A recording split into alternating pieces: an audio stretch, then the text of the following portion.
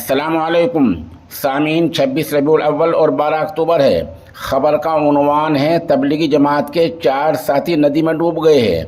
एक की लाश मिल गई है जबकि आदिल, सैफ अली और आमिर की लाश अभी तक नहीं मिली है। ये मामला हरियाणा यूपी की सरहद का है।